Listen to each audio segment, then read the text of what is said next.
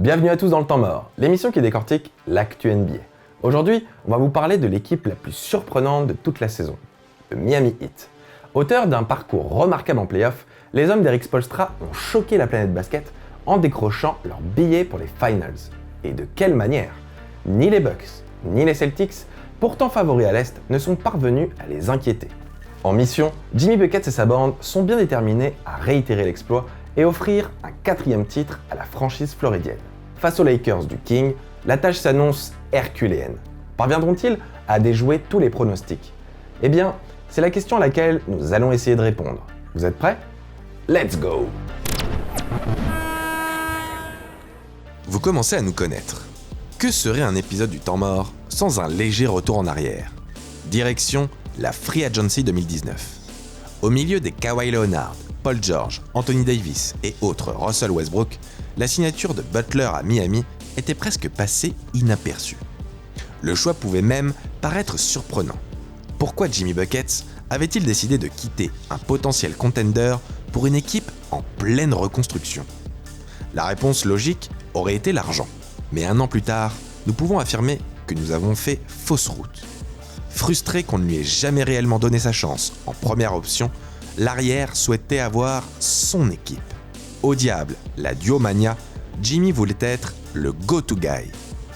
Pat Riley l'a bien compris, et nul doute qu'un petit coup de fil de Dwayne Wade, avec qui Butler a brièvement partagé le maillot des Bulls, a dû faciliter la prise de contact. Mais détrompez-vous, l'arrivée de Jimmy Buckets à South Beach n'est pas la première pierre de la reconstruction entamée par le Heat.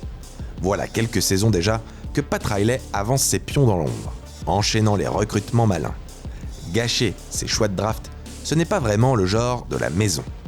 Justice Winslow, Bam Adebayo, puis Tyler Hero. L'art de drafter juste. C'est tellement naturel pour Riley que depuis peu, il décide de se mettre une difficulté supplémentaire en sortant des joueurs de nulle part. C'est comme ça qu'il a dégoté le sniper fou Duncan Robinson et le très surprenant rookie Kendrick Nunn. Quand on voit à quel niveau évoluent les deux joueurs aujourd'hui, on se demande pourquoi leurs noms n'ont jamais été appelés par Adam Silver. Mais trouver des diamants bruts ne fait pas tout. Pour qu'ils brillent de mille feux, il faut les polir soigneusement, leur consacrer du temps. Heureusement, Oncle Pat dispose d'un joaillier de choix en la personne d'Erik Spoelstra. Le coach double champion NBA sait biberonner ses jeunes pépites à la perfection, les intégrant dans son roster petit à petit, leur faisant confiance et en leur donnant de plus en plus de responsabilités. Le duo Riley-Spoelstra, c'est ça le génie du système Heat. Quand Butler intègre ce jeune effectif il y a un an, son coach lui donne carte blanche. Bourreau de travail, le multiple All-Star modèle l'équipe à son image. Contrairement à Minnesota, où Wiggins et Towns préféraient se la couler douce, à Miami, les jeunes loups ont une revanche à prendre. Pas annoncés comme de gros prospects à la fac, ils veulent prouver qu'ils n'ont pas usurpé leur place dans la grande ligue. Donner tort à tous ceux qui les ont sous-estimés. C'est ça qui les motive. Ce mindset d'underdog plaît à Jimmy Butler. Abandonné par son père, jeté du domicile par sa mère à l'âge de 13 ans à peine, alternant entre la rue et les familles d'accueil, sans offre de grosses universités à la sortie du lycée et obligé de passer par la case junior college, Jimmy Buckets sait ce que c'est que d'être dans la peau de l'outsider, de se battre contre vents et marées.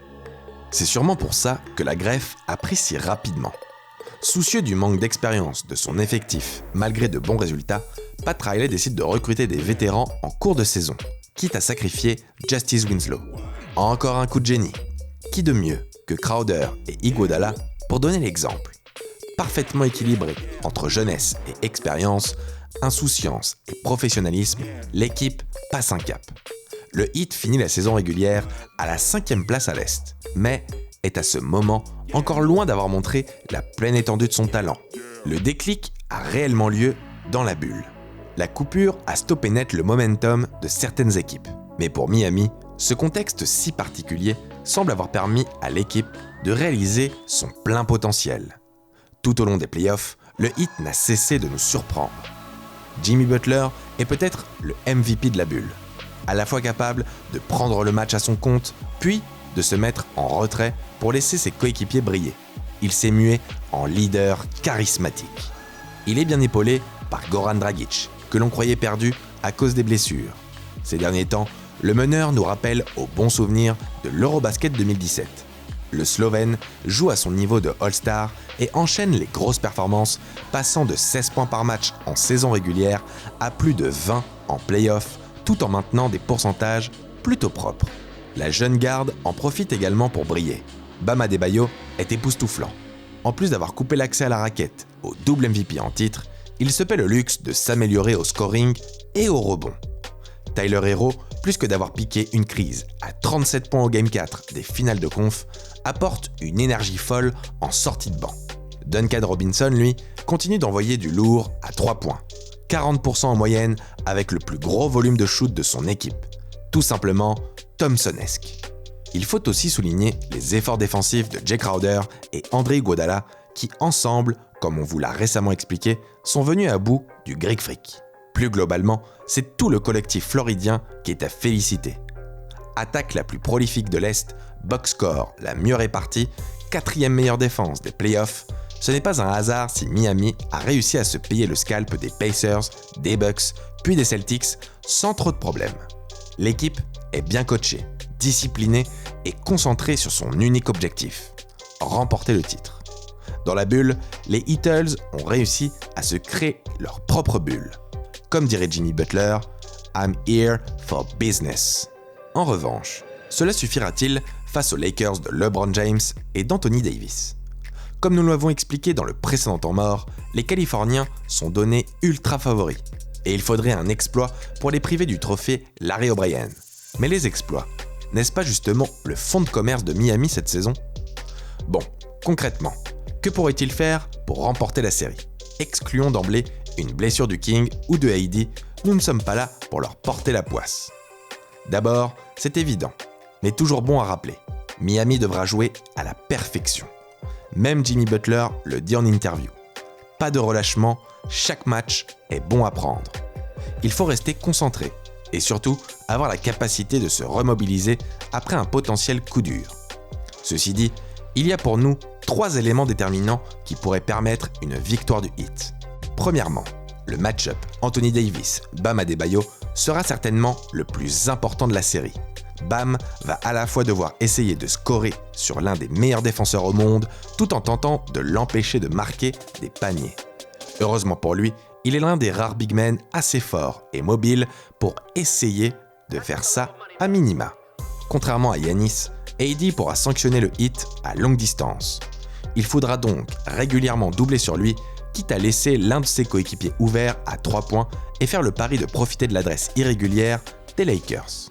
Deuxièmement, Miami doit gagner la bataille des bancs. Herro, Iguodala, Olynyk et compagnie devront obligatoirement prendre le dessus sur Rondo, Kuzma et Caruso. Plus facile à dire qu'à faire. Mais sans un plus-minus positif du banc, une victoire semble difficilement envisageable. Enfin, le Heat devra tirer à de très bons pourcentages. Chose pas facile au vu de la très bonne défense extérieure des Lakers. Il faut compter sur Butler, Dragic, Herro et Robinson pour envoyer du lourd derrière l'arc. Ils vont devoir continuer à prendre des shoots et jouer libéré. Pas question de faire un complexe d'infériorité. Si personne ne croit en leur chance, eux devront en être convaincus. Là-dessus, on peut leur faire confiance. Normalement, Miami ne devrait pas se laisser écraser par l'événement ou par le poids historique que représente cette finale pour les Lakers. Reste à voir si les dieux du basket seront derrière eux.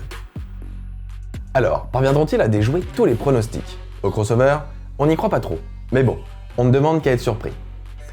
Merci à tous d'avoir suivi ce nouvel épisode du Temps Mort. On espère que ça vous a plu et on aimerait bien connaître votre pronostic sur cette finale Miami Lakers. Bon, en attendant, crossez bien.